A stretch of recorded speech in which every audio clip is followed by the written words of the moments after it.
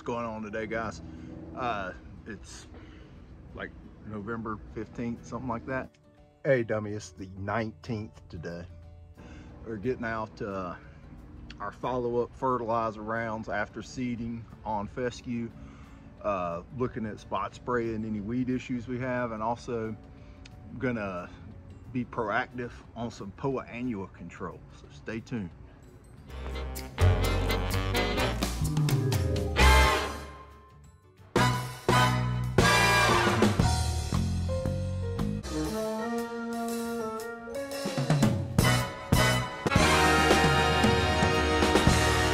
November application here. We're greening these lawns up, boosting up that growth after we've seeded, and if we've got any weed issues, we're going to address them. I'm also thinking ahead. The absolute worst thing in the spring is POA Annua, and you don't really see it this time of year. It's just starting to germinate. You can, and it blends in with the fescue and bluegrass perfectly right now, because it's not trying to seed. In the spring, when it tries to seed, it gets a white flower on it. It's very noticeable. If we get out ahead of it right now with the application of ethyl fumicate, POA constrictor is what you can find it as, and you can get that at anywhere like Triangle Chemical. Site 1 will probably have it, UN Irrigation. But ethyl fumicate, it has some post-emergent capabilities on some weeds. It does have post-emergent capability on POA Annua, but it is much more effective at young tiller stages. Things like chickweed and POA Annua can even, a spring application can even help a little bit with crabgrass. But this fall application here can have post-emergent effects on some small chickweed as well as POA Annua, and it also may be enough to get you by without needing a spring application, but it is recommended to do a fall and a spring application. I've never done a spring application of it, but anyway, so fall is usually when we get it, this late fall. Knock that POA Annua out now before it has a chance to spread as much, and before spring when it goes to trying to seed and gets that ugly white flower on it. With this POA constrictor, a lot of these yards are mixed bluegrass and fescue. It is okay to use it on bluegrass, even though there would be some fear there, because POA Annua is a type of bluegrass as well, but it's just a lower rate. The low rate for fescue is 24 ounces an acre, and the maximum rate for bluegrass is 24 ounces an acre. So we're going to go with that 24 ounce application. And like I say, we do see some chickweed at this point, so very small chickweed, so it might get some of that, but we also might spot spray some weeds with something like Cool Power in the backpack if we see some issues, but I don't anticipate seeing a lot over here. We got this one neighborhood here we're going to knock out now. I got about 10 fescue yards in this neighborhood, so we're going to 9 or 10, but we're going to knock these out. Say you missed this. We're going to talk POA Annua control in fescue. Say you missed this window this time of year to get that POA Annua sprayed with the ethyl fumicate. What I found is very effective and also very helpful to how the grass does is using something like a new growth regulator in the early spring to slow down the surge growth from the grass, divert a lot of that energy that is spending trying to grow straight up to root and crown growth. So the Annua is a great alternative, and if you do these two applications in combination, you should have no POA problems. Ethyl fumicate can also help you a little bit. I've seen a reduction in things like sedges and stuff, and like I said, it'll get the young small tiller chickweed, and it is pretty effective on this POA Annua when it's just starting to tiller out like it is now here in my area in mid-November. So let's make some applications. This is my DX8 FERT I'm getting out. It's got sulfate of potash, a little XCU, a slow release urea, and ammonium sulfate and iron and biosolids. This time of year, really, probably one of the better things to run is just a straight ammonium sulfate 2100, and I have a few pallets of this on hand that I'm trying to run on out. So I have not got my straight ammonium sulfate with iron mixed yet, but that will probably go on the rest of the lawns. Also running about 64 ounces an acre of the dethatch. Just it may or may not be doing anything for me this time of year. It's you know, it activates things in the soil when it's hot, but I'm just trying to get a little simple sugars with that molasses in it into my plants to increase the bricks.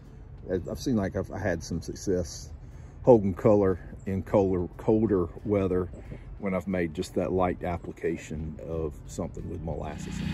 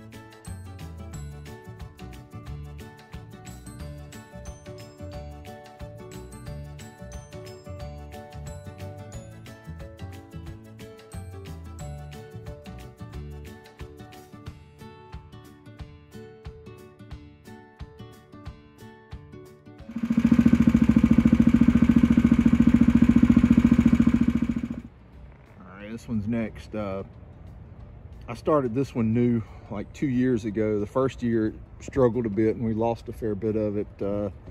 Through this year though, we kept, I don't know, 90% of it, I'd say, and then overseeded, and it looks great now. But get this ethofumicate and DX8 on it. And this one across the street here, this one is brand new. I didn't pick that one up until November 1st, and it was around in that area, and it was centipede, and I glyphosated it and seeded it the same day. I probably will not spray that one, but I'm gonna fertilize it pretty heavy and put some more seed into it. All right, so we've only got a few weeks of growth on this, and I sprayed what was here out with glyphosate. It had some patchy centipede and some bare spots, but it's got a lot of pine straw and stuff on it now. It'd be great if they get that off, but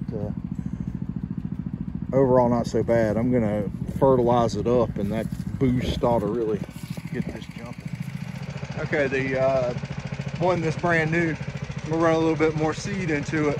I did not spray the ethofumicate because of the bluegrass in the Triple Threat Plus. For regular tall fescue, turf type tall fescue, you can spray and seed boa constrictor at the same time, but with the bluegrass it needs 8 weeks. So some of these are not quite there at 8 weeks either, but I'm not going to throw seed out and spray at the same time. We should be all right, and plus it's this low rate. It's pretty cool. I can just park right here and knock out the whole neighborhood. It's a small neighborhood. Anyway, I got to blow off where I got some fertilizer on the sidewalks and stuff, and write some tickets, and I'll be done over here. Pretty straightforward with the boa constrictor applications. The bluegrass maximum rate is 24 ounces an acre, but the fescue rate you can double that. So with this, there's a lot of bluegrass in these yards over the years after seeding with that Triple Threat Plus with the mixed with the 5% bluegrass in it. So you don't want to go with that high rate on the bluegrass. I don't, at the low rate, I don't know if it's going to be, you know, as efficient as it would be at the high rate, obviously, for just straight tall fescue. But I'm probably not going to make any kind of other spring application, but I am going to, on a lot of these yards, especially the couple that I mow, I'm going to make spring applications of a new growth regulator, which also seems to be very effective. It's not labeled to control Poa annua and Poa trivialis, obviously, but it seems to be very effective on both of them. To me, especially Poa trivialis, after using it year after year, my areas of Poa trivialis have shrunk down, and that's the new growth regulator. And we do that in the spring. But this fall application with this ethofumicate, Poa constrictor, I think there's some other brands out there, but kind of the same deal, is really your best line of defense against Poa annua in these cool season lawns. You can also use it in warm season lawns like Bermuda and St. Augustine, but I think there's better alternatives to post-emergently kill something like Poa annua in a warm season lawn. You can get into these sulfonylureas. Cool season grass is pretty easy to take out of warm season grass, but taking a cool season grass out of a cool season grass ain't that easy. So this is really one of your best options here, the Poa constrictor. Appreciate it, guys. What's up, bro? And again, this application is all about timing. In my area, that means mid-November-ish to catch that Poa in its early tiller stage. Catch that Poa real small. I guess I could dig around and see if I can find any to show you what it would be, but it's gonna be hard to find in that grass right now if there is any.